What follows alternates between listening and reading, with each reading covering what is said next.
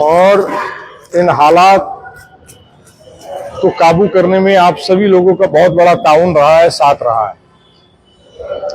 शहर और राज्य और मुल्क के अंदर के हालात ठीक नहीं है।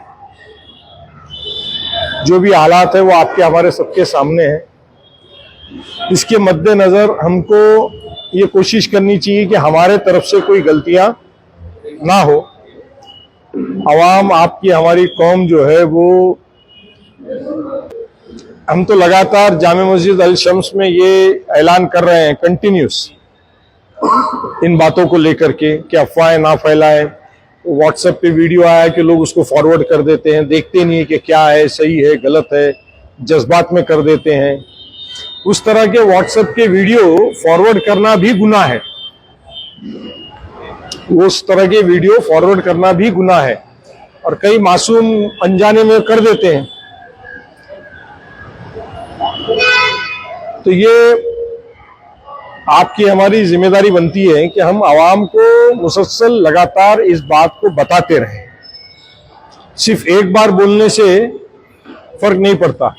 हम 5 टाइम की नमाज में लोगों को बोलते हैं कि नमाज पढ़िए, ज़कात दीजिए, फितरा दीजिए, खिदमत कीजिए, दीन पे रहिए, बोलते हैं ना, मगर उसके बावजूद कौम के हालात खराब है। इसका मतलब ये है कि हमारे मुसलसल बोलने के बावजूद लोग सुनते नहीं है।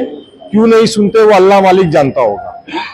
लेकिन आपका हमारा फर्ज बनता है कि हम लगातार इन बातों को बोलते रहें। आपका हमारा अपना शहर है, अपना मुल्क है। हर मुल्क में और हर शहरों में और हर कौम पे ये हालात बनते हैं, ये हिस्ट्री है। और ऐसे हालात में जो कौम अपने आप पे काबू रखती है और बहुत ही सूझबूझ से काम लेती है, वही फिर से उठ खड़ी होती है।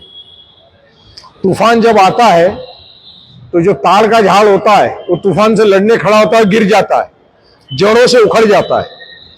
मगर जो छोटे पेड़ होते हैं, छोटे घास होती है, वो सो जाती है और तूफान जाने के बाद वो फिर खड़ी हो जाती है।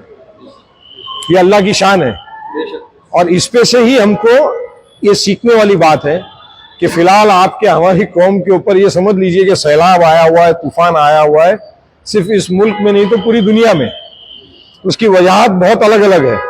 हम उसकी वजहों में जाकर के तफसील से आर्ग्यूमेंट करने का कोई मतलब नहीं है।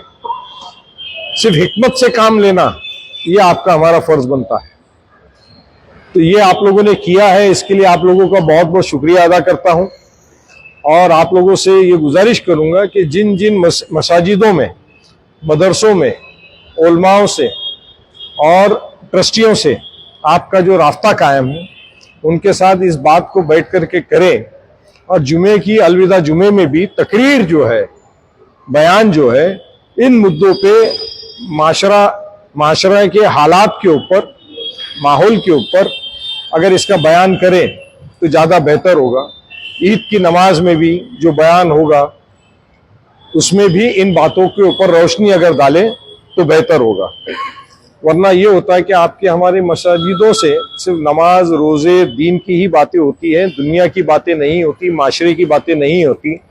आप तो तमाम आलिम है, उलमा है, मैं आपको क्या बताऊंगा, क्या सिखाऊंगा। मगर जो आजकल इंटरनेट जितना बुरा भी है उतना अच्छा भी है।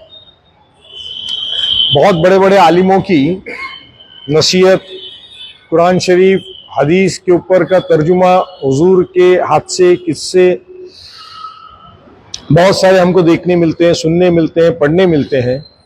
आप लोग क्योंकि इंटरनेट और रील्स कम आप लोग देखते हैं इस ताल्लुक से, इसलिए शायद आपको कम इल्म हो सकता है। तो एक रील मैंने देखी, मैंने हमारे इमाम साहब को भी जिक्र किया कि हुजूर सल्लल्लाहु अलैहि वसल्लम जब मदीने शरीफ में जुमे का खुतबा पढ़ते थे तो खुतबे में जो 2 हिस्से होते हैं, 2 चैप्टर जिसे कहते हैं, तो पहले हिस्से में वो माशरे की हालात के ताल्लुक से, मदीने की गलियों के हालात के ताल्लुक से खुतबा हुआ करता था, बयान हुआ करता था। और दूसरे हिस्से में जो है वो नमाज, रोज़ा, दीन, उस ताल्लुक से होता था। अब क्योंकि आप और हम खुतबा सिर्फ अरबी में है इसलिए अरबी में पढ़ते हैं, मगर कम से कम बयान तो कर सकते हैं माशरे के हालात पे। आपके हमारी हालात को, अभी मैं रात रात भर आज भी घूमता हूं शहर में, और जो ट्रिपल सीट स्कूटर में नौजवान बच्चे जा रहे हैं, फिर पुलिस पकड़ लेते हैं, उनके पास लाइसेंस नहीं होता है, और फिर वो पुलिस ज्यादती करती है, वालिद वालिदैन को तकलीफ होती है, शर्मिंदगी उठानी पड़ती है, पुलिस स्टेशन के बाहर जाके खड़े रहना पड़ता है, बेइज्जती झेलनी पड़ती है। उस ताल्लुक से भी हम ऐलान करते हैं।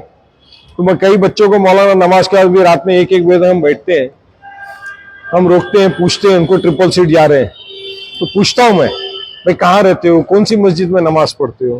बोले अल शम्स में पढ़ते हैं। बोला मौलाना साहब क्या ऐलान करते हैं? वो स्कूटर का करते हैं। क्या करते हैं? नहीं रात में लेट मत घूमिए। बोला फिर कितना बज रहा है?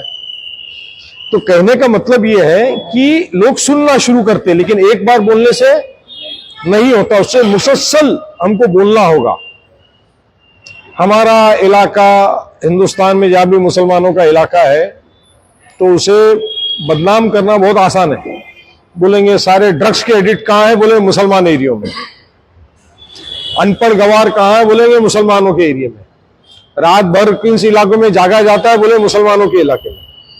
अब मैं यहाँ मिठाई की दुकानें यहाँ बैठता हूँ, अगर 100 गिराक आते हैं तो 50 गिराक हिंदू भाई आते हैं विद फैमिली। ये बाजू में रेस्टोरेंट है जहाँ पे खाना वगैरह लोग खाते हैं।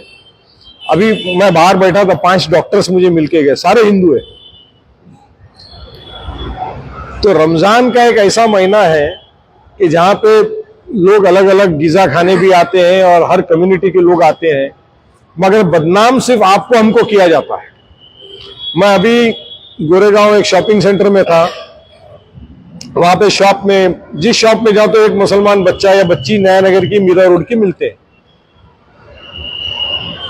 बॉम्बे में कहीं भी बड़े 5 स्टार होटल में जाओ तो यहाँ के बच्चे मिलते हैं।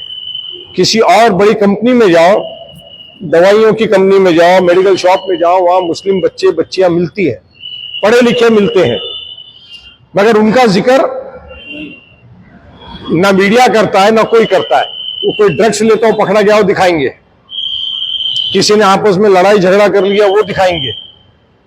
तो बुराई हमेशा जो है वो हमेशा ज्यादा नजर आती है, अच्छाई नजर आती नहीं। अभी यहाँ इसी मस्जिद में 6 साल के बच्चों से लेकर 18 साल के बच्चे तक यहाँ पे इफ्तार लगाते हैं, खिदमत करते हैं, मगर ये बातें नहीं होती है।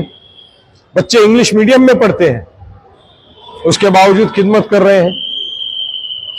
कोविड के वक्त भी हमने देखा, खिदमत करने में सब में आगे थे, रात रात भर खिदमत की, घरों तक के राशन पहुंचाया। मदरसों में, आप लोगों के तमाम मदरसों में ये हमारे नौजवान साथीदारों ने खिदमत करी, मगर इन बातों का बोलबाला नहीं होता, लोगों को पता नहीं लगता। एक हादसा क्या हो गया, सही था गलत था, अल्लाह को पता, मगर बदनाम का आपका हमारा शहर हो गया, आपका हमारा इलाका हो गया, कौम हो गई। तो इन बातों को मद्देनजर जो है मेरी आप लोगों से गुजारिश है कि हालात माशरे के जो हालात हैं इनके ताल्लुक से आप लोग बयान फरमाइए। मदरसे के जो छोटे बच्चे